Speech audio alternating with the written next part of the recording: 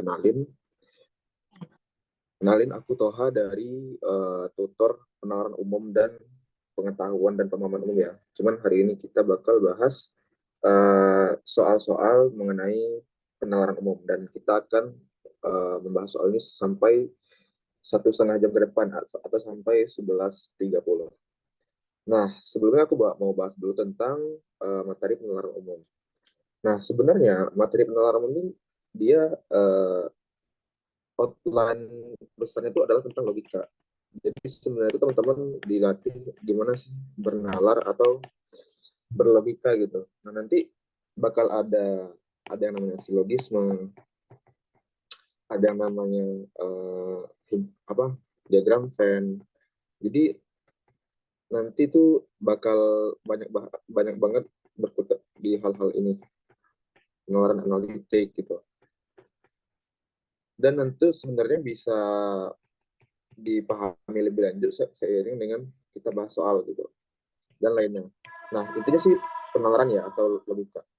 Nah, cuman nanti kita juga bakal bahas tentang urutan nilai ini. Misalkan diketahui urutan angka gitu. Nah, teman-teman disuruh nyari lanjutannya apa gitu. Nah, nanti tinggal nemuin polanya, apakah dia itu angka atau huruf. Nah, ini biasanya yang sering keluar di soal-soal penalaran umum UTBK ya. Nah, mungkin aku sambil bahas soal sambil review materi ya, biar teman-teman um, bisa bahas materi juga ya sambil bahas soal. Nah, aku udah punya soal ya. Yang pertama itu ini soal tentang jika P maka Q. Nah, ini sebenarnya kayak teman-teman tuh mikir ada premis ya. Terus nanti ketika premisnya udah diginiin, kesimpulannya apa gitu. Misalkan jika sayur enak, maka gue suka gitu. Nah, ini um, apa kalimat atau pernyataan yang sering banget keluar di ujian. Tapi nanti dia nggak bakal sesimpel ini soal-soalnya. Nanti dia bakal include di sebuah teks atau ya sebuah paragraf. Nanti teman-teman bisa nemuin dan bisa nyari nih kesimpulannya yang mana gitu. Nah, gitu sebenarnya simpelnya gitu ya. Nah, di soal ini ya dikatakan misalkan P adalah pernyataan yang bernilai benar dan Q adalah pernyataan yang bernilai benar. Nah, sebenarnya ya ini kan ada P, ada Q gitu kan. Nah, cara mikirnya gimana? Jadi, di sini kan P adalah pernyataan yang bernilai benar dan Q adalah pernyataan yang benar. Berarti yang nomor satu, P irisan Q. Jadi kalau ini, bentar, ini aku pindahin aja deh ke bawah ya, biar teman-teman bisa lihat juga.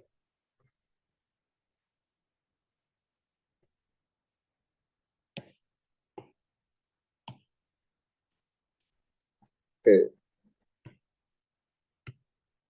Nah, di sini ya, ini namanya tuh adalah irisan. Irisan yang artinya ada yang sama antara dua himpunan. Nah, apa itu himpunan? Coba teman-teman cari apa itu himpunan ya. Nanti sebenarnya ini harus harus ngerti dari dasar-dasarnya sih himpunan itu apa gitu. Antara dua buah himpunan atau bisa jadi lebih dari lebih dari dua himpunan gitu. Nah, misalnya ini nih. Ini P ya, ini Q. Nah, inilah yang namanya P irisan Q. Jadi ada yang sama di sini, yang beririsan di sini. Nah, itu namanya irisan. Kemudian yang D kan P gabungan Q. Nah, gabungan itu gimana? Ya udah, tinggal kita lihat. Berarti dia itu apa? Dua himpunan merupakan gabungan. Nah, simpelnya gitu. Nah, nanti gambarnya aku bakal coba tulis merupakan gabungan gitu. Jadi jika P gabungan tadi Q, bisa jadi dia adalah kayak gini. ini P, ini Q. Jadi ini himpunan P itu gabung nih sama himpunan Q.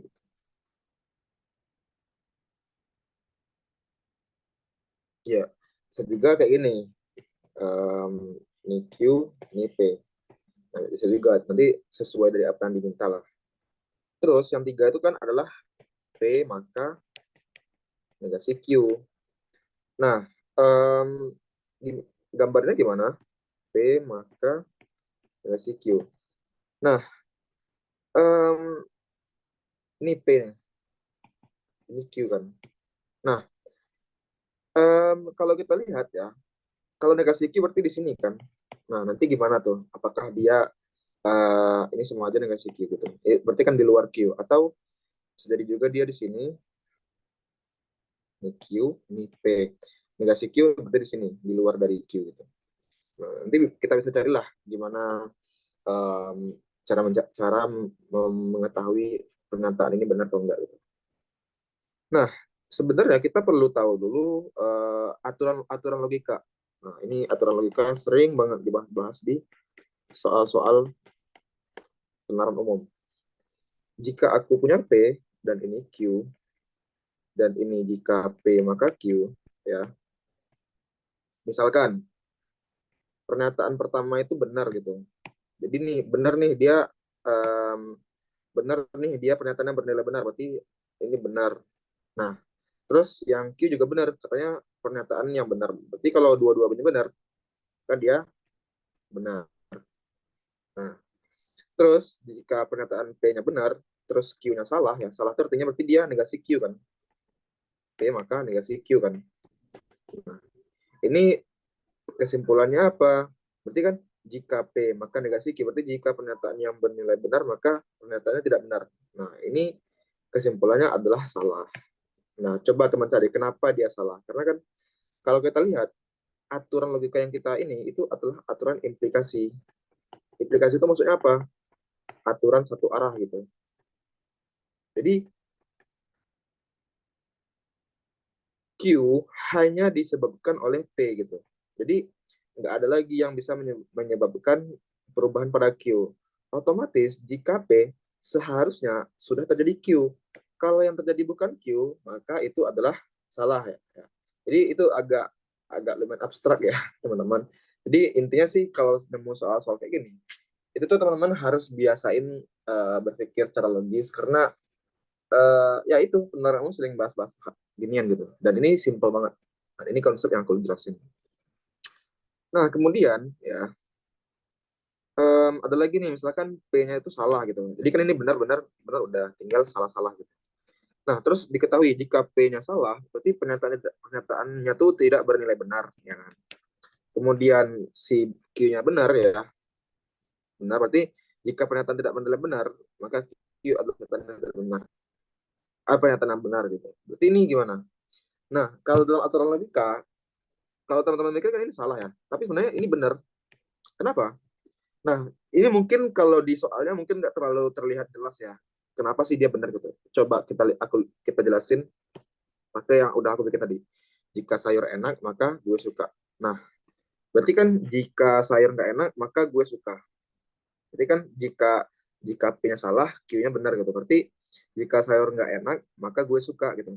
Nah, apakah ini benar?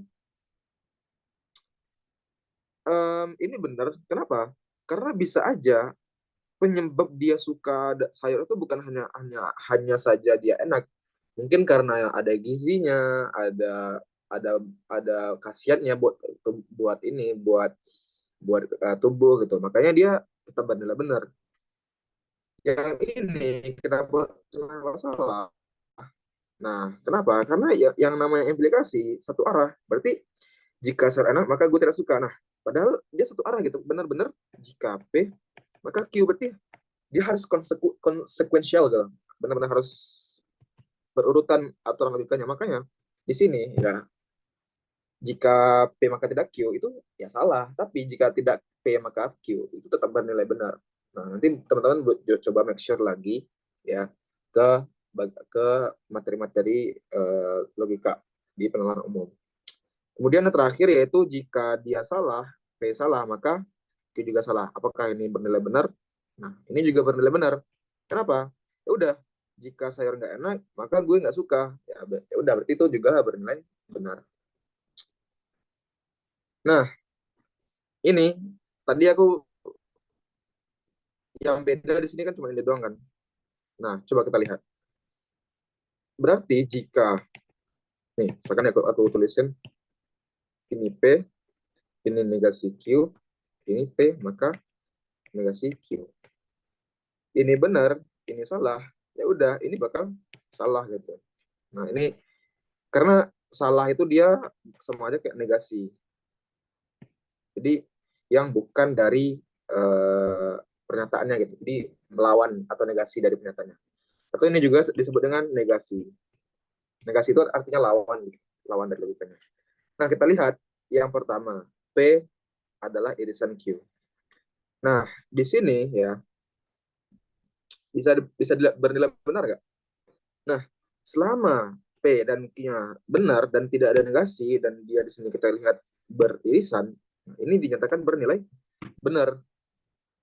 Ya, karena kan nggak ada negasi, nggak ada aturan-aturan logika yang dilanggar kan. Makanya dia benar.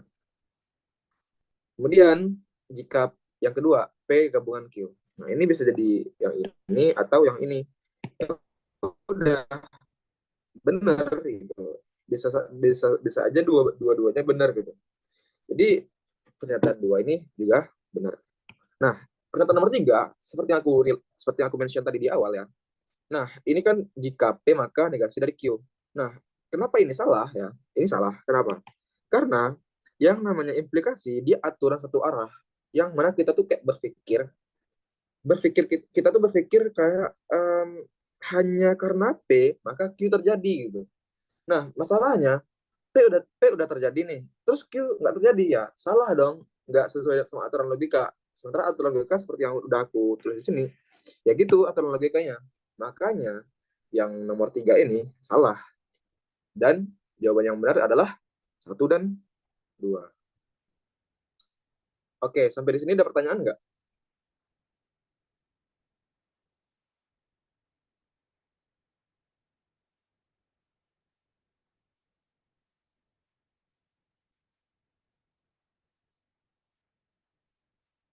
Oke, kalau nggak ada pertanyaan, aku lanjut ya ke soal nomor dua. Nah, soal nomor dua ini lebih gampang. Nah, ini benar-benar gampang banget nih kalau teman-teman lihat. Karena dia cuma ngelihat apakah suatu pernyataan itu valid atau enggak. Yang pertama, A. Pria berasal dari Mars. B. Wanita berasal dari Venus. Kesimpulan, dengan demikian, pria dan wanita tidak akan bisa mengerti satu sama lain. Nah, ini kan kayak nggak masuk akal kan? Dia ngebahas tentang asal dari pria dan wanita. Terus kesimpulannya, pria dan wanita tidak akan bisa mengerti satu sama lain. Ya salah dong. Makanya ini dikatakan adalah pernyataan yang invalid, bukan valid. Kalau valid, antara kesimpulan dan premis, ini namanya premis ya.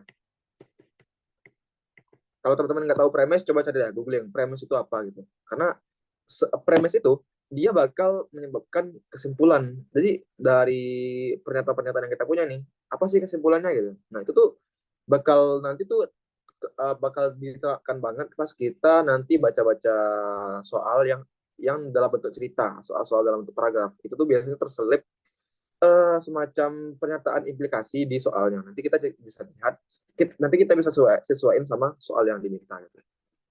Nah, ya udah. Ini valid atau enggak? Ya udah, ini invalid. Oke, dari Pram next Kak. Oke. Nah, lanjut ke soal nomor 3. Soal nomor 3, bentar.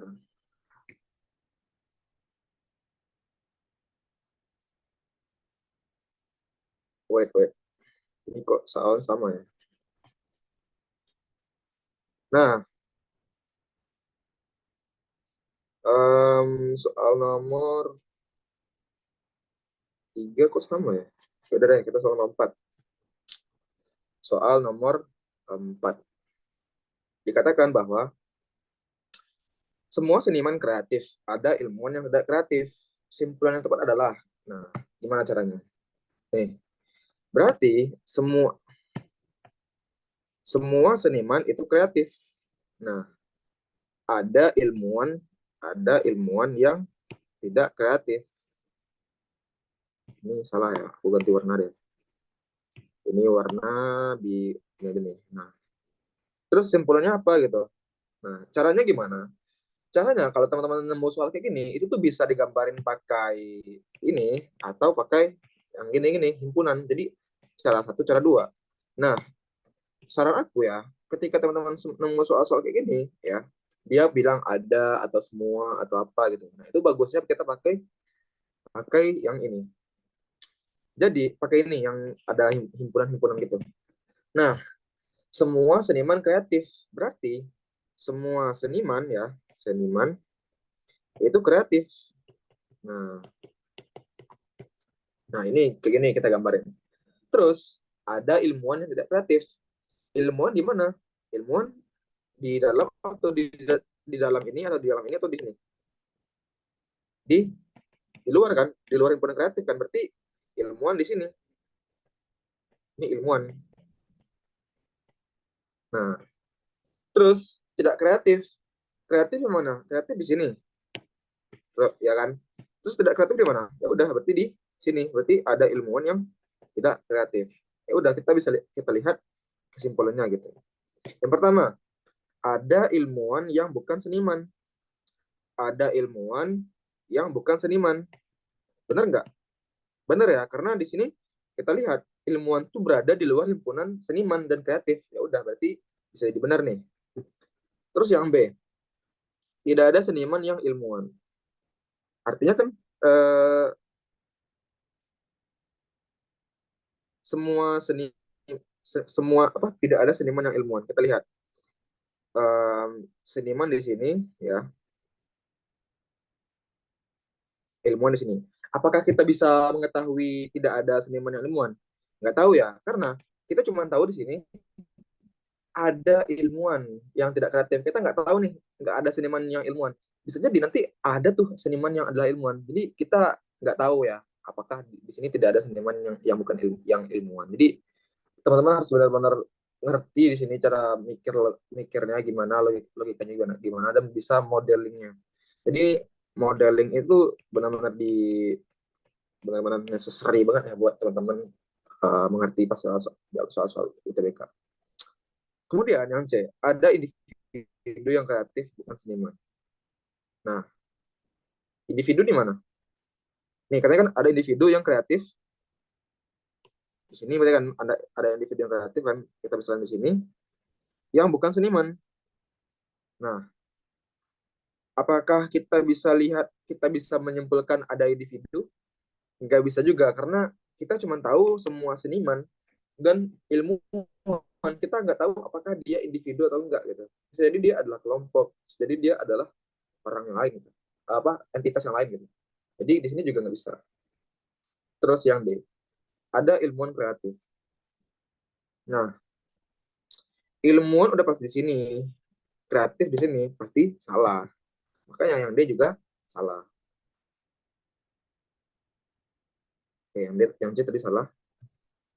Terus yang E, semua ilmuwan kreatif. Semua ilmuwan berarti berarti di luar kan, di luar dari himpunan ini kan, himpunan yang gede ini kan. Berarti semua ilmuwan kreatif ya udah pasti salah. Jadi jawaban yang benar adalah yang A. Karena apa? Karena kita udah ketemu nih, ada ilmuwan yang bukan seniman. Seniman di sini.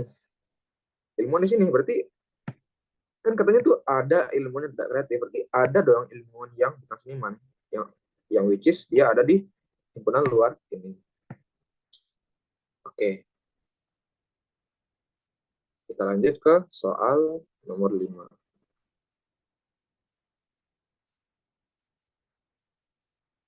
Kita baca. Nah, sebenarnya ya, ini tuh kita tinggal lihat aja pernyataan atau premis dari soalnya. Yang mana teman-teman bisa nanti lihat tuh apa sih kira-kira yang jadi pernyataannya. Nah, di sini kita coba dari soalnya dulu ya, karena ketika teman-teman baca soalnya dulu, itu bakal bisa kita temuin apa sih yang bakal di highlight dari teksnya. Nah, di sini dia bilang, nah ini apabila, jika dengan apabila itu sama ya.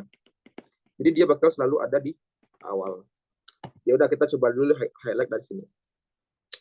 Apabila siklon tropis tidak terbentuk di atas lautan luas ya, maka suhu permukaan air laut tidak lebih dari 26,5 derajat Celcius. Kemudian apabila suhu permukaan tidak lebih dari, berarti ini kan, ya kan, berarti siklon tropis tidak terbentuk. Oke, terus siklon tropis terbentuk berarti nih, apabila suhu permukaan lebih dari 26,5.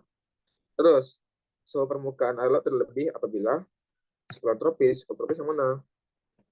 Nah, berarti nanti nih ketika teman-teman udah tahu, udah nge-highlight yang diminta di soal, ya udah teman-teman tinggal fokus aja ke ini, jangan fokus ke yang lain gitu.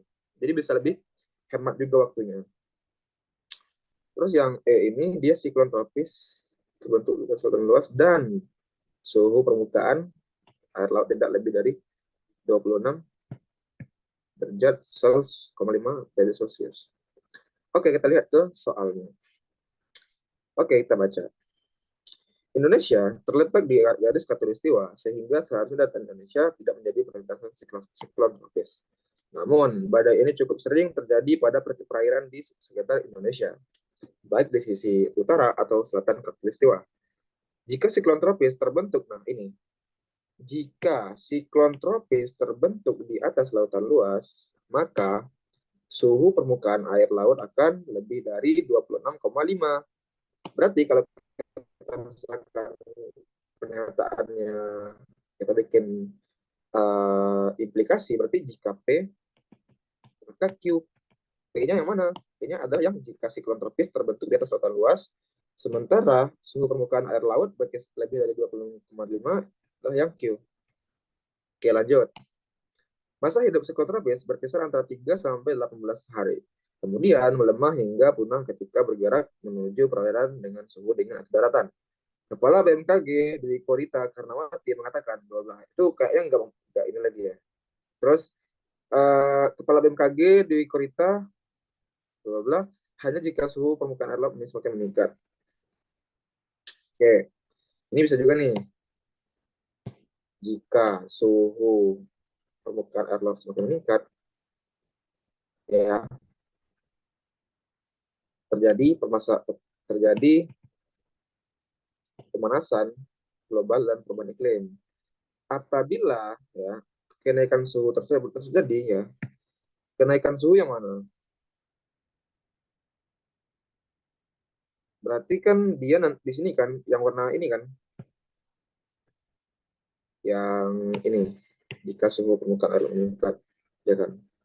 Nah, berarti apabila kenaikan suhu tersebut terjadi ya, siklon tropis ya akan semakin sering terjadi di Indonesia.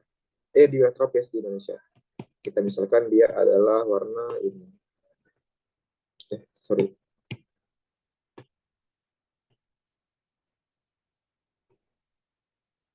Terus lanjut. Saat menerjang daratan NTT, siklon tropis Seroja berkecepatan 100 km, 110 km per jam. Kecepatan itu badai itu meningkat drastis dibandingkan saat terbentuk yang 85 km per jam. BMKG memprediksi bahwa jika kecepatan siklon tropis bertambah menjadi 130 km per jam, ia akan bergerak ke arah barat dan semakin menjauh dari wilayah Indonesia. Meski kecepatan semakin tinggi, BMKG memprediksi dampak akan semakin melemah. Oke, kita lihat ke ABC.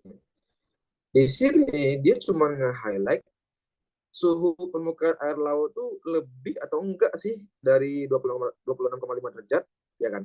Sama dia nge-highlight apakah siklon tropis itu bakal terbentuk di lautan luas atau enggak. Nah, ya udah kita bisa melihat yang paling relevan itu adalah yang ini. Kita lihat jika siklon tropis ya, nih aku coba pindahin deh. Jadi kita langsung bandingin sama soal-soal di bawah-bawahnya. Oke. pindahin. Oke, berarti nah, ini dia di KP maka Q.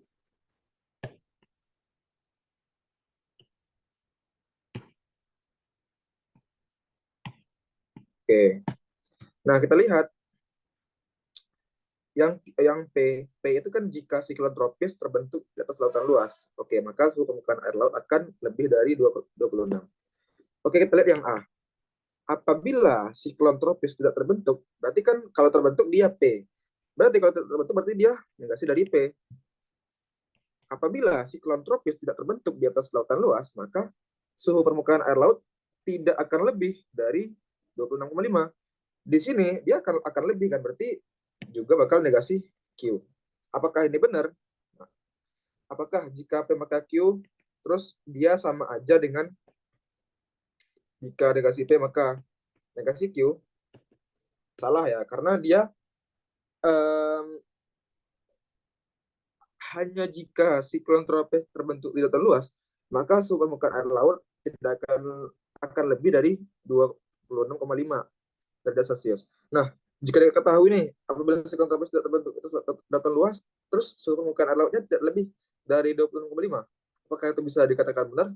Enggak ya, karena bisa jadi ya, yang menyebabkan negasi Q ini, nih negasi Q yang mana tuh, suhu permukaan air laut tidak lebih dari ini. Itu tuh bisa jadi bukan karena dia nggak ada terbentuk siklon tropis, bisa jadi karena hal yang lain. Misalkan apa tuh? Kalau bahas suhu permukaan air laut ini mungkin nanti hubungannya sama geografi. Jadi kenapa sih bisa suhu permukaan air laut itu bisa meningkat? Tapi yang jelas dalam aturan logika ini salah ya. Oke, nanti teman-teman bisa coba belajar lagi ya. Kenapa sih aturan seperti ini bisa ada gitu? Oke, tadi ini Pram tadi menjawab jawab tanya Kak, ini ada soft file-nya. Mungkin nanti aku bisa tanyain ke ini ya, ke panit apa pihak ambisinya, apakah soft file-nya bisa di-share. Tapi kalau dari aku sih boleh-boleh aja sih. Mungkin nanti dari ambisinya gimana? Aku bakal coba diskusi nanti ya. Oke, lanjut. Yang B, siklon tropis tidak terbentuk di atas lautan luas apabila suhu permukaan air laut. Berarti apabila suhu permukaan air laut tidak lebih, berarti negasi Q. Maka siklon tropis tidak terbentuk di atas lautan luas. Nah, jika terbentuk maka dia P kan. Berarti jika tidak terbentuk berarti dia negasi dari P. Apakah ini benar? Nah, surprisingly ini benar. Kenapa? Karena ketika nih aku coba gambarin deh, misalkan ini P, ini Q. Nah, ini lebih ke gambar nih. Coba yang tadi yang A. Jika negasi P, maka dia negasi Q. Coba lihat. Negasi P berarti kan di luar P kan? Berarti kan di sini kan? Apakah ini yang X ini berada di luar Q? Nah, ini bener nih. Aku baru ingat. Kayak gini caranya ngejelasinnya biar lebih lebih make sense. Kenapa dia yang salah ini yang A? Kenapa? Karena kalau dia negasi P maka negasi Q, berarti ini kan negasi P kan? Negasi P itu bisa di sini atau bisa di sini, ya kan? Sedangkan negasi Q, dia pasti jelas di sini. Nah, kita nggak tahu kan apakah dia di sini atau di sini. Makanya yang A itu salah. Nah, ini yang benar-benar aku benar-benar pengen ajarin. Ya, benar kayak gini. Jadi itulah yang buat yang A tadi itu nggak benar. Oke, sekarang yang B. Jika negasi Q, maka negasi P. Berarti jika dia negasi Q, ya, ini misalkan negasi Q, ya, berarti di sini kan negasi Q. Apakah dia negasi P? Jelas, karena dia berada di luar Q dan juga berada di luar, bentar, berada di luar P, ya kan di sini kan. Makanya yang B ini automatically benar. Nah, ya aku beringat kayak gini cara menggambarkannya. Jika dia P, maka Q. Oke, yang B benar. Yang C. apabila suhu permukaan air laut lebih dari 26,5, ya, apabila suhu permukaan air laut lebih dari, berarti ini adalah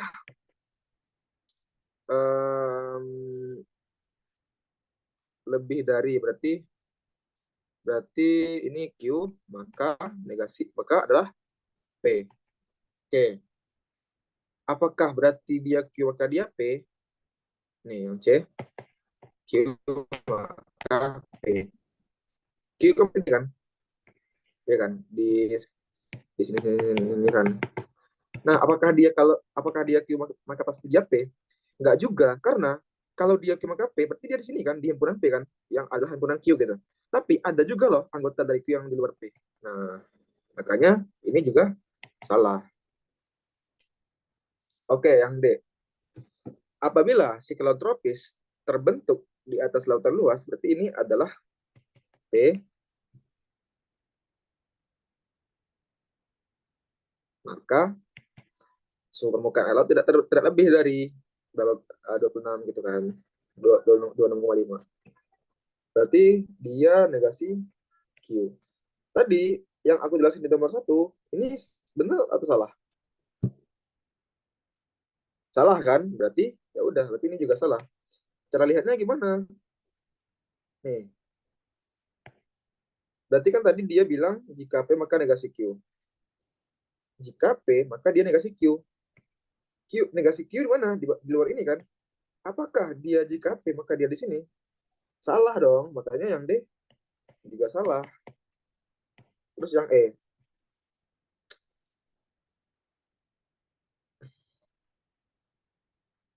Oke, dari Pram nih, dia bilang negasi Q maka negasi P, bukan Kak jawabannya. Nah, oke.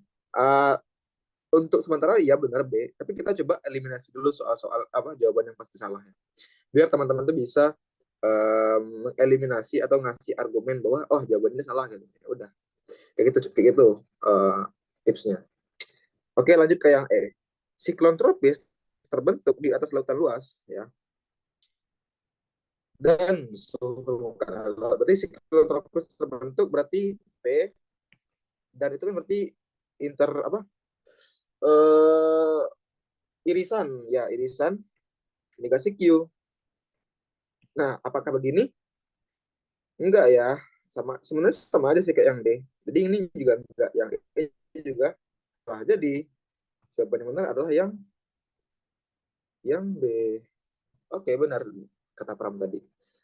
Nah, jadi sebenarnya ya kalau dari aku tipsnya buat jawab soal-soal penerapan umum, kalau soal-soalnya kayak gini, teman-teman tuh harus eliminasi jawaban yang udah pasti salah. Itu strategi yang harus benar-benar teman lakuin sih. Karena kayak kita UTBK tuh waktunya singkat, terus soalnya juga lumayan susah dan butuh waktu yang cepat penyelesaiannya. Saran aku, kalau udah nemu jawaban yang udah pasti benar, ya udah nggak perlu eliminasi.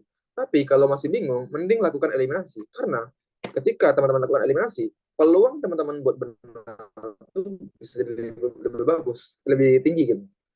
Misalkan nih, awal-awalnya kan ada jawaban A, B, C, D, E kan. Ada 5 jawaban.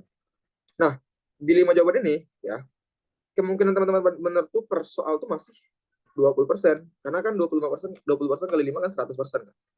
Nah, ketika teman-teman udah eliminasi ya, misalkan tinggal 2 jawaban, otomatis ketika tinggal 2 jawaban, kemungkinan teman-teman benar tuh adalah 50%, which is ya, itu tuh bakal lebih tinggi lagi chance teman-teman buat benar di satu soal gitu.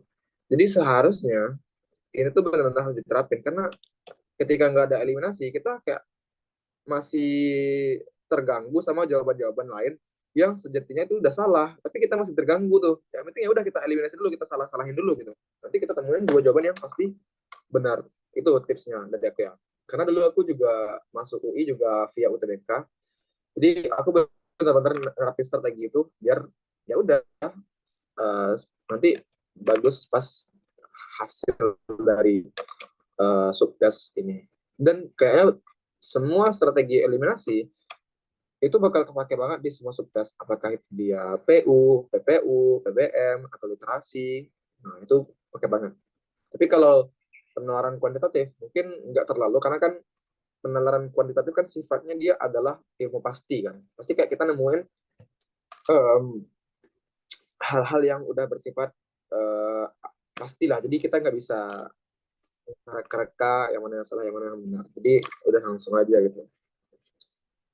Oke, selanjutnya soal nomor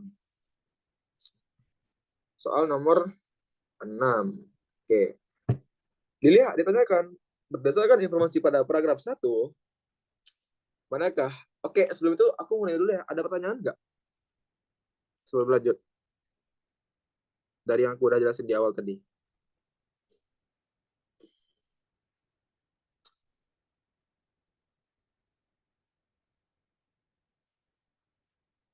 Oke, kalau nggak ada, aku lanjut ya.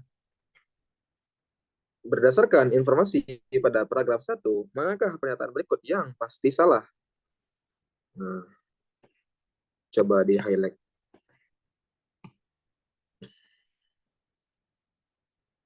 Ini dia nge-highlight apa aja nih? Jika suhu permukaan air laut semakin meningkat, ya, maka terjadi pemanasan global dan perubahan iklim. Oke. Terus, yang B, jika siklon tropis semakin terjadi di wilayah tropis, ini beda lagi kan? Kita kasih warna yang lain. Terus, pemanasan global dan perubahan iklim terjadi. Berarti sama yang kayak ini. Ya. Terus, yang C, pemanasan global dan perubahan iklim terjadi. Berarti ini. Tetapi, siklon tropis tidak semakin sering terjadi. Berarti ini. Nah, yang C, yang D. Siklon tropis semakin sering terjadi di Indonesia. Nah, yang mana lagi nih? Beda kan? Kalau ini dia siklon tropis terjadi di wilayah tropis. Nah, kalau ini dia di wilayah Indonesia, berarti beda lagi nih ukurannya. Kita coba warna yang lain. Hanya jika pemanasan global dan perubahan iklim terjadi. Ini kan. Nih. Oke, yang E. Suhu permukaan air laut tidak semakin meningkat. Berarti warna kuning ini ya. Apabila pemanasan global dan perubahan iklim terjadi, berarti warna ini. Sorry.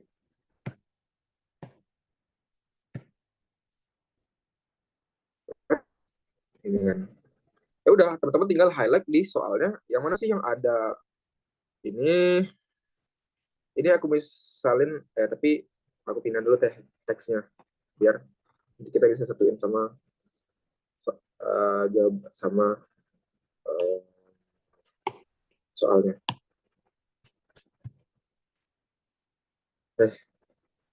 Wait.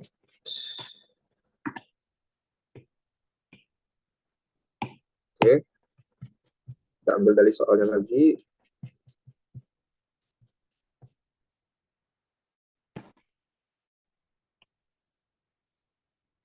Kita hapus lagi. Nggak usah deh. Tapi hapus ya. Terus deh, katakan ada soal baru kan. Oke, ini aku pindahin juga.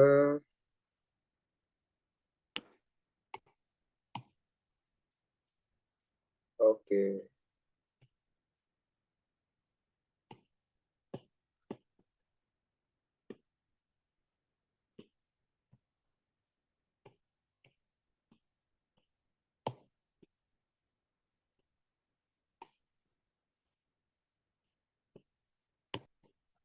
Oke, benar sekali. Oke, kita lihat.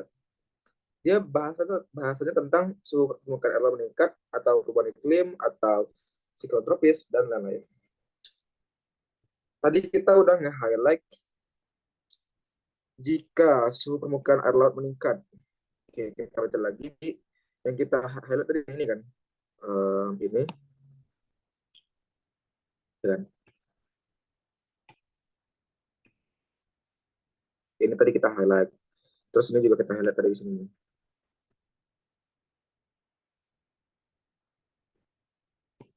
Ya kan? Oke. Terus ini nggak ada yang di bawahnya, paragraf kedua. Oke, yang pertama, jika suhu permukaan air meningkat, oke, nih, ini nih, seperti ini dia nih. Jika suhu permukaan air meningkat, berarti kuning yang ini. Jika suhu, jika suhu permukaan air laut semakin meningkat, ya kan, sama kan, maka terjadi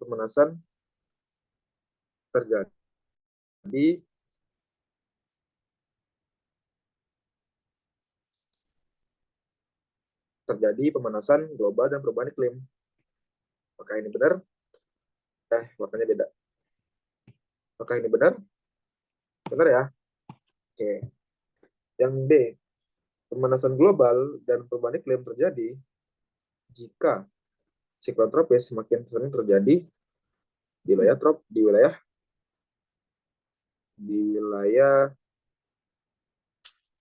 di wilayah ini ya, di wilayah tropis ya. Oke. Berarti kan jika siklon tropis semakin sering terjadi ya, berarti kan um, ini warna siklon tropis ini ya warna krem. Oke, berarti ini dia adalah warna ini. Oke. Jika siklon tropis semakin sering terjadi di wilayah Indonesia, di wilayah tropis, itu ini kan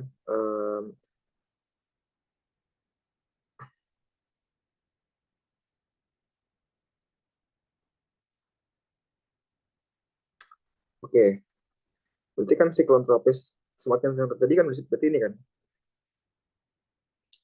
seperti Indonesia. Terus jika siklon tropis semakin sering terjadi di Indonesia, pemanasan global akan apa perubahan pemanasan global dan perubahan iklim terjadi. Ini benar nggak? Benar nggak sih? Kenapa? Karena ya, yang warna kuning kita misalkan P. Ini agak ribet sih ya, agak mikir. P jika Q. Q-nya yang mana?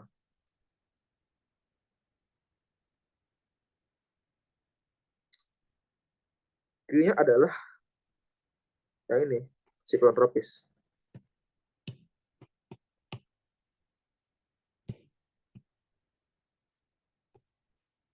Sorry. Siklon tropis yang ini, gimana sih tadi? Um, sorry, beda-beda. Ini. Nah, terus maka R-nya yang mana? R-nya adalah terjadi pemanasan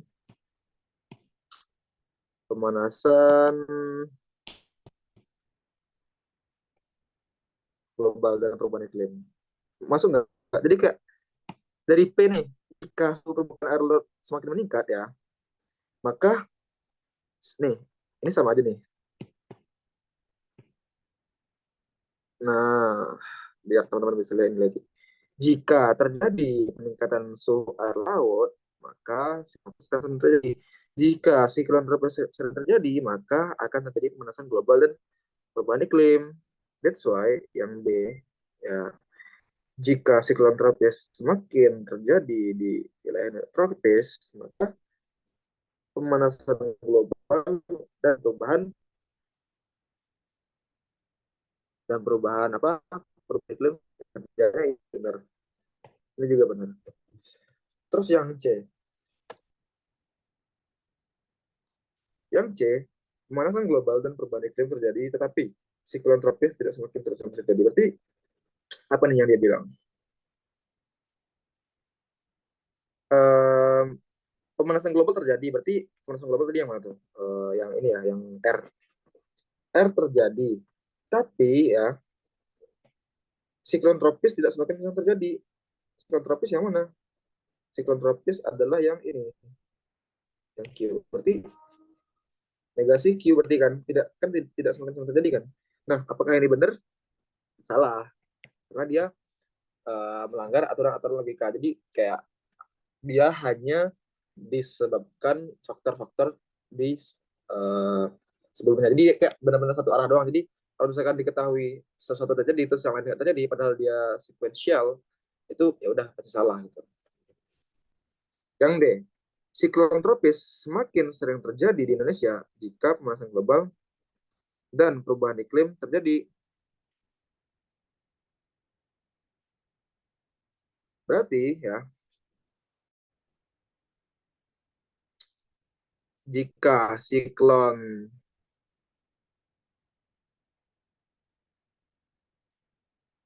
nah, jika siklon tropis terjadi berarti Q kan. Maka pemanasan global terjadi berarti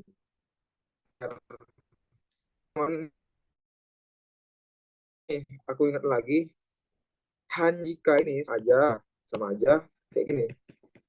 Ini kan maka atau hanya jika sama ya. Nah, ini ilmu baru nih. Jadi nanti kalau kamu bingung hanya jika itu artinya ya udah sama aja kayak maka gitu. Jadi jika siklon tropis semakin sering terjadi di Indonesia, maka ya itu sama aja konsekuensinya ya pemanasan global dan perubahan iklim terjadi. Jadi benar. Yang suhu permukaan air laut meningkat apabila, nah ini apabila berarti maka jika berarti kan, berarti jika, sorry, ya jika suhu air permukaan global tidak berarti kan suhu permukaan air global tadi itu kan yang ini kan suhu pemanasan global itu kan tadi yang R ya, berarti negasi R maka negasi tidak meningkat, berarti negasi Q. Benar, seperti yang aku jelasin tadi, jika negasi R maka negasi Q. Ya sama kayak gini ya kan, berarti negasi R maka negasi Q sama aja. Ini sama aja kayak sama P negasi P maka R atau sama aja dengan negasi R maka negasi Q, seperti di gambar yang udah aku jelasin tadi. Berarti yang E juga benar. Berarti jawaban yang pasti salah adalah yang C. Oke, seperti ini ada pertanyaan nggak? Oke, kalau lanjut soal nomor berikutnya. Nih, ya, diketahui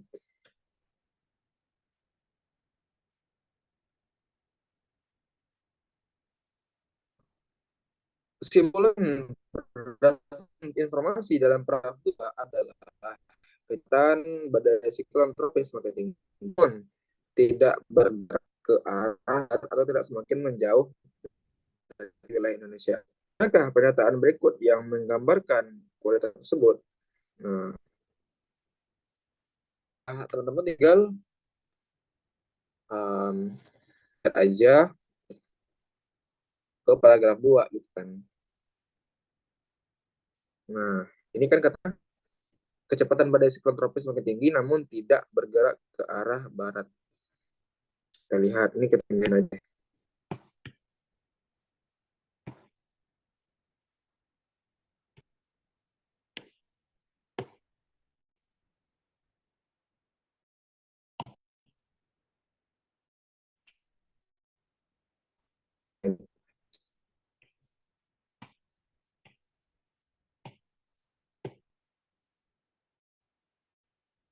Berarti kan yang highlight itu adalah kecepatan badai siklon tinggi namun tidak bergerak ke arah atau tidak semakin menjauh dari Indonesia.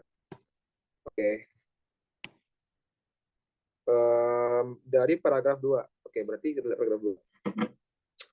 Saat menerjang dalam NTT, siklon tropis Seroja berkecepatan 110 km. Kecepatan badai itu meningkat drastis dibandingkan saat terbentuk yang 85 km. BMKG memprediksi bahwa, nah ini, jika kecepatan siklon tropis bertambah menjadi 130 km per jam, maka ia akan bergerak ke arah barat dan semakin menjauh dari wilayah Indonesia. Meski kecepatannya semakin tinggi, BMKG memprediksi dampak akan semakin melemah. Nah, kita cocokin ke soalnya. Di soalnya apa? Jika kecepatan badai siklon tropis semakin tinggi, berarti ini jika kecepatan siklon tropis bertambah menjadi 130, itu kita misalkan P, maka dia akan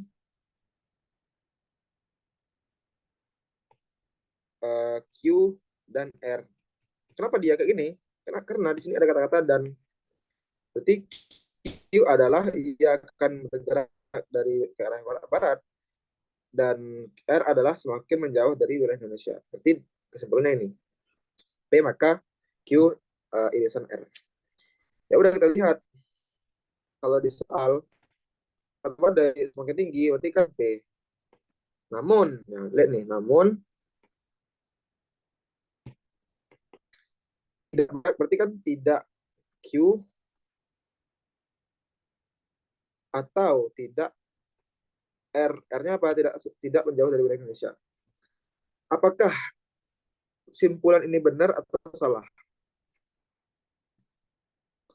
Nah, kita lihat ya. Yang A, simpulan pasti benar. B, simpulan mungkin mungkin benar. C, simpulan pasti salah. D, simpulan mungkin salah. E, simpulan tidak dapat dinilai karena informasi tidak cukup. Nah, coba teman-teman belajar. Jika P maka Q, ya, ya udah kayak gini kan. Kemudian Q-nya itu terdiri dari misalkan A dan B, misalkan kayak tadi kan. Terus kalau misalkan dia dinegasiin, ya, nih, kalau dia P maka negasi Q, ini salah kan? Karena kan nggak sesuai aturan logika. Berarti kalau kita misalkan ini ya, berarti P negasi, maka negasi E irisan Q. Berarti Kak, jika P maka tidak terjadi, maka negasi dari A irisan Q. Nah, irisan A dan Q ini apa? Sama aja kayak negasi A atau negasi B. Kenapa kayak gini? Karena simpulnya gini, jadi Kak, jika satu aja dilanggar, maka pernyataan itu udah pasti salah. Jadi kan dia kecepatan tropis itu semakin tinggi, dan dia bakal bergerak ke arah barat atau dan semakin menjauh. Jadi ketika satu aja yang dilanggar, misalkan nih dia tidak bergerak ke arah barat, namun dia semakin menjauh, itu juga salah karena dia harus dua-duanya terpenuhi. Ini dua-duanya harus terpenuhi. Nah ini, jadi beda sama ini. Jika satu terpenuhi, ya udah berarti dia benar. Karena kan dia atau itu kita bisa milih kan. Tapi kalau dan dua-duanya harus terpenuhi, berarti jika dia menegasikan ini, irisan ini, ya, berarti kalau satu aja salah, berarti dia pasti bakal salah kesimpulannya. Makanya ya, yang kesimpulannya adalah jika P, maka negasi A atau negasi B. Jadi salah satu aja salah, pasti salah. Ya udah, berarti kesimpulan yang ini, ya. Nah, sama aja kayak yang ini, ya kan? Kan awalnya kan ini kan P, maka Q, R. Berarti kan P negasi Q, R. Berarti P sama merupakan negasi Q atau negasi R. Ini kesimpulan yang pasti salah. Maka jawabannya adalah yang C. Ini namanya ingkaran ya.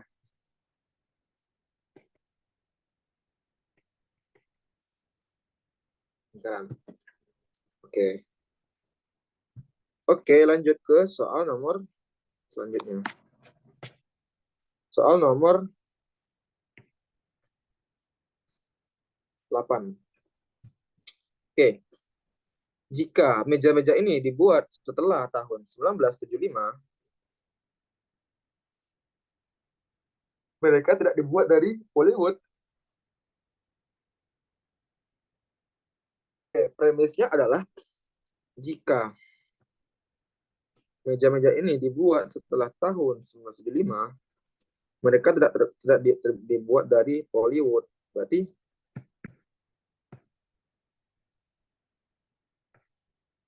jika P, jika Q, ini Q, ini P.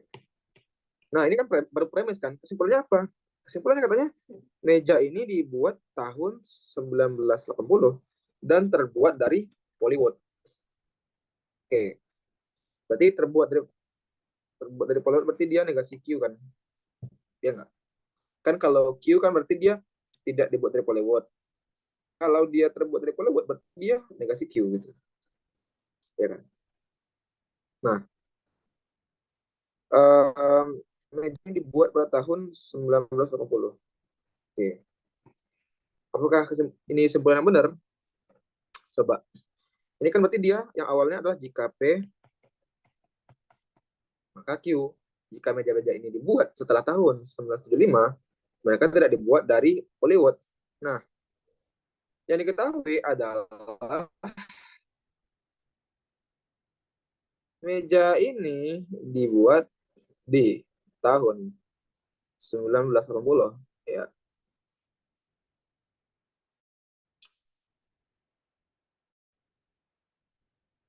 Berarti kan negasi P kan? Ya kan? Negasi P dan berarti terbuat dari Hollywood. Negasi Q. Nah, apakah kesimpulan ini benar? Kan kalau Q kan tidak terbuat dari Hollywood. Berarti kalau terbuat dari Hollywood adalah C. Nah, apakah ini benar? Ini salah ya kesimpulan. Jadi ketika pemakai Q, kita cuma tahu jika dia negasi Q, maka negasi R. Ya udah, berarti jawaban ini udah pasti salah. Simpulnya udah pasti salah ya. Oke, benar tuh C. Benar Pram. Jawabannya adalah yang C. Oke, lanjut ke soal nomor 9. Oke. Soal nomor 9. Larangan mudik akan berlangsung mulai 6 sampai 17 Mei 2021. Larangan mudik tersebut berlaku untuk semua masyarakat Indonesia, seluruh masyarakat Indonesia.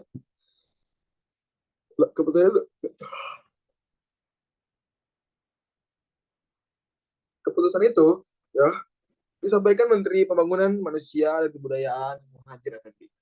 Apabila George bukan masyarakat Indonesia, maka George tidak melakukan mudik. Kayak larangan mudik itu kan berlaku untuk seluruh masyarakat Indonesia. Nih, kalau aku misalkan, kalau ini masyarakat Indonesia, ya, dia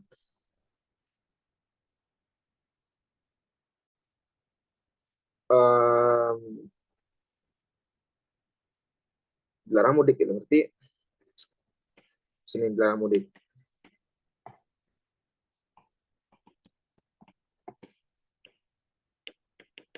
Nah, kenapa dia irisan? Karena kan nggak semua orang mudik kan masyarakat Indonesia kan. Jadi cuman orang-orang tertentu doang yang mudik nih. Artinya di sini nih, yang mereka yang masyarakat Indonesia yang mudik. Jadi kayak beberapa orang yang mudik kan, makanya dia di sini gitu, di irisan.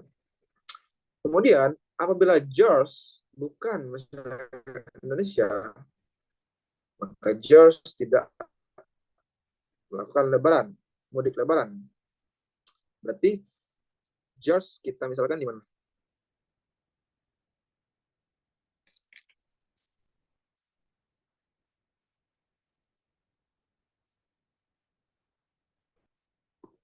Misalkan dia berada di luar gitu kan. Ini George. Ya kan George bukan masyarakat Indonesia. Terus katanya dia juga tidak melakukan mudik gitu. Berarti otomatis kalau dia bukan masyarakat Indonesia, apakah dia pasti dilarang? Nah, apakah bisa tahu apakah dia pasti dilarang?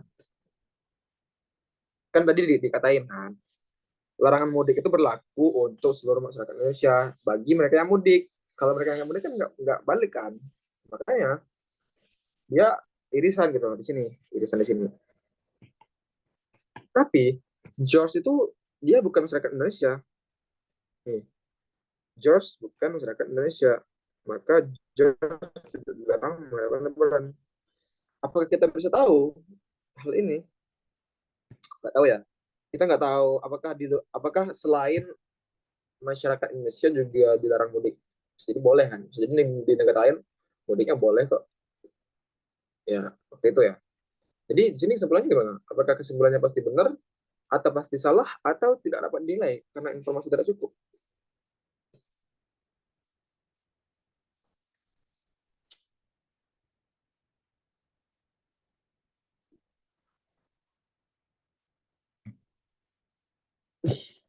Nah, buat mengetahui hal ini ya, kesimpulan pasti benar udah pasti salah karena kita nggak tahu nih kesimpulannya apa gitu kan. Ini salahan. Nah, apakah kesimpulan pasti salah? Belum tentu juga karena bisa jadi dia benar, bisa jadi di luar Indonesia dia juga dilarang. Tapi kita nggak tahu nih apakah dia dilarang atau enggak gitu. Makanya yang C juga salah. Yang B bisa salah. Jadi yang paling masuk akal jawabannya sesuai apa yang diberikan. Karena kita nggak tahu nih informasinya gimana. Apakah di luar negeri itu dilakukan perlarangan mudik atau gimana kita nggak tahu. Makanya kita melihat informasinya nggak cukup. Makanya simpulan tidak dapat dinilai karena informasinya tidak cukup. Makanya jawaban yang pasti benar adalah yang A. Kita nggak tahu nih gimana nantinya, gimana nantinya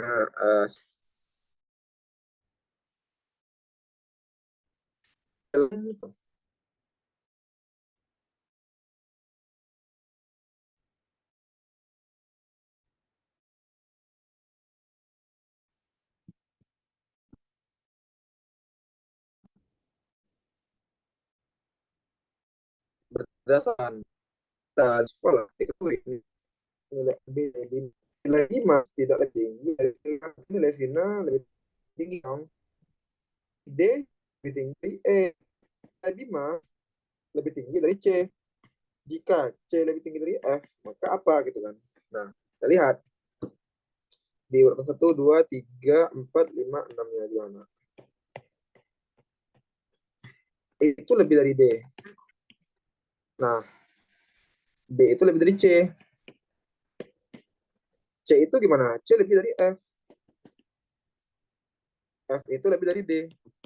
Ya kan, sama aja kan. Terus D lebih dari E. 1, 2, 3, 4, 5. 1, 2, 3, 4, 5.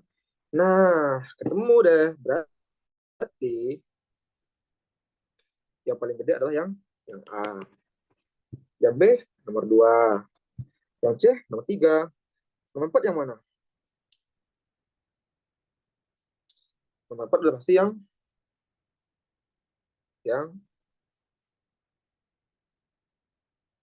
ini 1, 2, ya kan? Ini 2, 3, 3, 4. Oke, berarti 4 F. Yang 5 tinggal kita lihat. D lebih dari E, berarti 5 itu D, yang 6 itu E. Ya kan? Karena D lebih besar dari E kan. Sedangkan F lebih besar dari D, berarti ya udah benar aturannya. Apakah A lebih dari B? Udah benar. Apakah B lebih dari C? Udah benar. Apakah C lebih dari F? Udah benar. Apakah F lebih dari D? Benar. Apakah D lebih dari E? Benar. Berarti udah benar di aturan urutan kita gitu. Kita lihat. Nilai kedua terendah didapat oleh Erin. Kedua terendah Erin. Salah. Ya kan? Nilai Cici lebih rendah dari D. Salah. Nilai Dimas berada di urutan ketiga. Dimas D di 5. Salah nanti. Yang D, Vina lebih tinggi dari Ahmad. Salah juga. Yang B, yang E, Dimas memiliki nilai lebih rendah dari 5. D lebih rendah dari 5. Benar. Makanya jawaban yang pasti benar adalah yang E. Oke, benar nih jawaban dari si Pram. Oke. Aku sebenarnya ada soal lagi. Ini sudah soal terakhir. Tapi kita kalau mau bahas soal lagi boleh sih. Ini aku ada soal lagi sampai nanti kita sampai 11.30 ya. Jadi kita coba nih ini lebih ke argumen sih. Ntar aku juga sambil nunggu sampai 11.30 kita bahas soal lagi yang lain. Oke. Nah, aku juga udah bikin sebenarnya udah bikin sih outline dari soal-soal tentang itu. Itu dia ada soal induktif, deduktif sama kuantitatif. Induktif itu kemampuan mengamati fakta-fakta atau kejadian-kejadian untuk menemukan aturan-aturan mendasar. Jadi kayak kita berpikir detail dulu buat menemukan kesimpulan dalam dalam hal yang lebih general gitu. Sementara kalau deduktif, kita dari yang general dulu menuju yang ke detail-detail gitu. Itu bedanya induktif sama deduktif. Kemudian kita juga dilatih kuantitatif, yaitu kemampuan berpikir melibatkan angka, jumlah, hubungan matematika, sederhana, dan operator aritmatika dasar, penambahan, pengurangan, perkalian, serta pembagian. Oke, yang D. Oke, yang nomor 1. Negara T ya adalah negara kepulauan dengan biaya logistik yang tinggi. Pakar logistik menyebutkan hal ini disebabkan tidak meratanya infrastruktur di negara T, sehingga tidak semua wilayah dapat dijangkau dengan mudah. Manakah pernyataan berikut yang memperlemah atau tidak memperlemah pendapat logistik? Jadi kita disuruh cari apa aja sih pendapatan yang melemahkan atau yang memperkuat yang tidak memperlemah dari pernyataan si soalnya. Oke, mulai dari yang A. Yang 1. Pemerintah membangun banyak infrastruktur baru untuk memastikan pembangunan. Apakah ini memperlemah atau tidak memperlemah?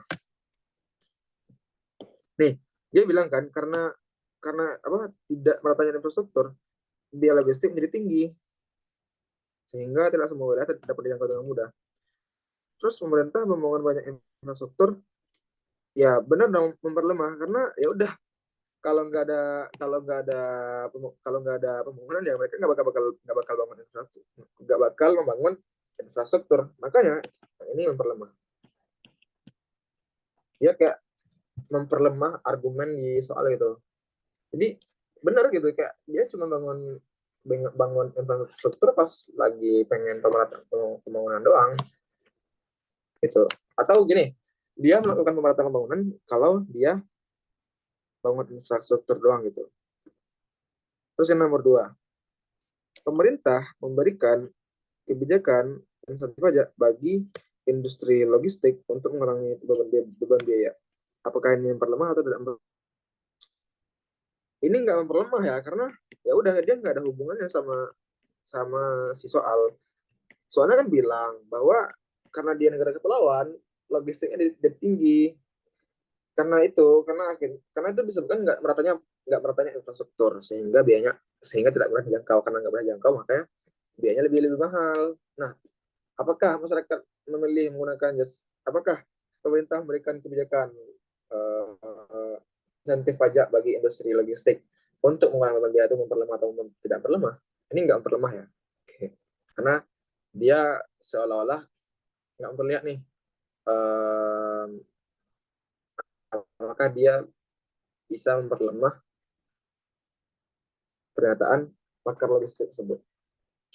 Yang C, masyarakat memilih menggunakan jasa logistik saat berada di pulau yang sama. Apakah ini memperlemah?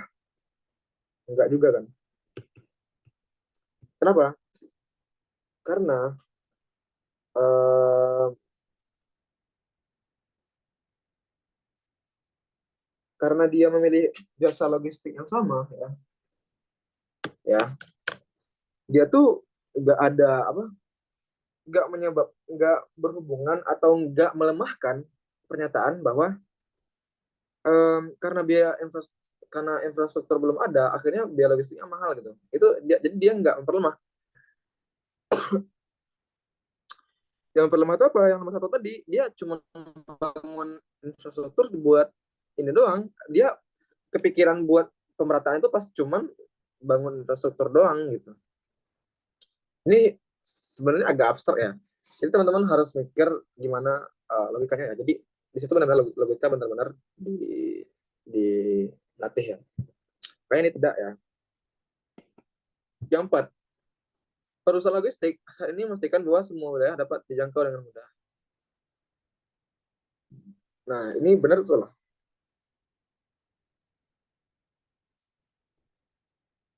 Ini memperlemah ya. Ini memperlemah. Kenapa? Karena dengan adanya argumen ini, ya, dia udah bilang bahwa katanya semua, dia udah memastikan semua wilayah udah dapat dijangkau. Padahal faktanya belum. Faktanya masih terjadi tidak pemerataan. Makanya ini seharusnya memperlemah argumen dari si pakar gitu. Oke, yang empat. Yang lima, konsumen memilih perusahaan logistik yang memberikan layanan penjangkauan penyambungan luas. Nah, ini juga nggak berlemah. Karena apa? Karena ya, konsumen memilih perusahaan logistik yang memberikan layanan jangkauan penyambungan luas. Nah, kalau dia bisa memilih perusahaan logistik, otomatis ya dia bisa mudah dong, nggak ada biaya mahal dong. Berarti dia nggak memperlemah dong. Makanya yang lima ini salah. Makanya jawaban yang udah pasti benar, satu dan satu, either satu dan empat atau dua, tiga, lima. Jadi kita pilih salah satu. Berarti kita lihat dua, tiga, lima. Berarti yang buat ini adalah yang D. Oke, lanjut. Buah mangga mengandung vitamin C dan antioksidan sehingga dapat mengingatkan kekebalan tubuh serta membantu melawan infeksi virus. Penelitian terbaru menunjukkan bahwa mengkonsumsi buah mangga dapat mencegah kanker dan menurunkan kolesterol. Manakah simpulan yang paling didukung oleh bacaan di atas? Oke, kita lihat. Jadi kita melihat simpulan yang paling didukung. Nah, kan buah mangga itu ada vitamin C dan antioksidan sehingga meningkatkan kekebalan tubuh, membantu melawan virus. Ketika mengonsumsi buah mangga dapat mencegah kanker dan menurunkan kolesterol. Oke, yang A. Harga buah mangga menjadi mahal karena memiliki banyak manfaat kesehatan. Apakah ini didukung oleh penelitian itu? Enggak ya. Karena bukan karena harganya mahal makanya dia punya kesehatan, tapi emang nature atau um, kandungan dari buah mangganya seperti itu, bukan pengaruh harga. Jadi ini salah. Oke, yang B. Jumlah buah mangga yang dikonsumsi mempengaruhi khasiat buah mangga yang mencegah untuk kanker. Apakah ini benar?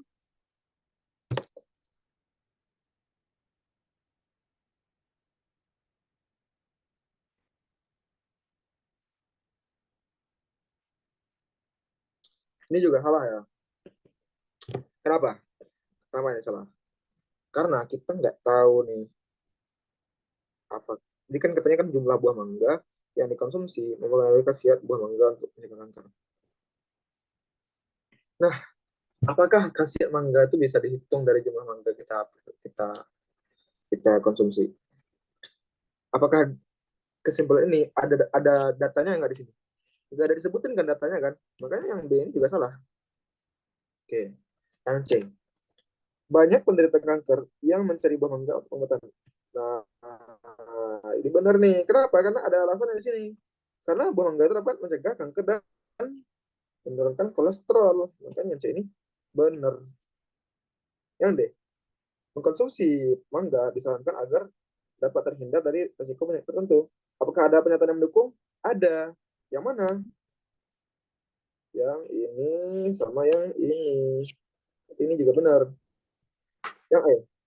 Banyak produk kesehatan yang menggunakan bahan dasar ekstrak buah mangga. Apakah ada di sini disebutin? Tidak ada, makanya yang E juga salah. Berarti jawabannya adalah C dan D. Oke, mungkin soal nomor 3 ini soal terakhir ya, karena udah 11:31. Jadi teman-teman bisa lihat recordingnya di YouTube atau di mana gitu. Oke, nomor 3.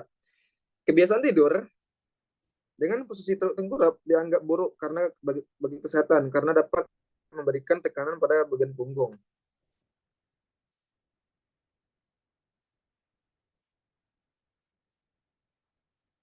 Oke. Em, karena dapat memberikan tekanan pada bagian punggung dan leher yang mengakibatkan nyeri. Selain itu, tidur tengkurap juga dapat menyebabkan kesemutan. Meskipun demikian, tidur tengkurap juga dapat menyebabkan kesemutan. Meskipun demikian, tidur tengkurap dapat membuka saluran pernapasan sehingga dapat mengurangi dengkuran. Oke. Pertanyaannya adalah berdasarkan informasi di atas, manakah pernyataan yang pasti benar? Yang A. Orang yang mengalami kesemutan tidur dengan posisi tengkurap. Apakah ini pasti benar? Kan dia bilang dia nggak buruk karena dapat memberikan tekanan pada bagian punggung dan leher, nyeri ya kan. Selain itu tidur tengkurap juga menyebabkan kesemutan. Nah, meskipun demikian,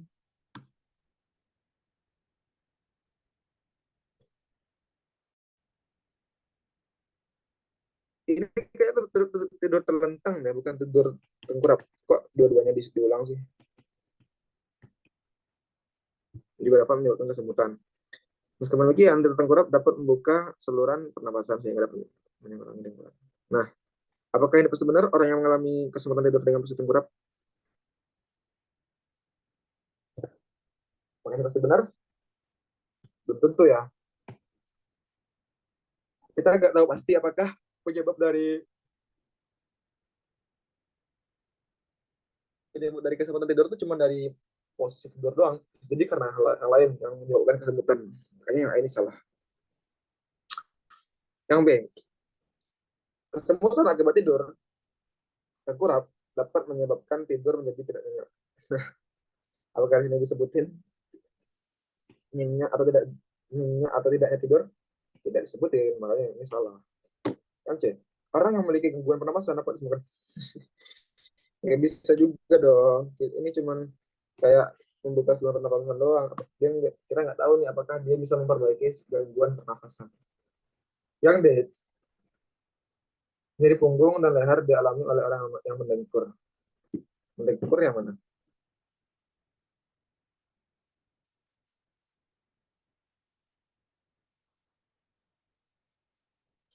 Kita nggak tahu juga ya. Oke, tinggal yang E. Dengkuran sebagian orang yang tidur tengkurap berkurang.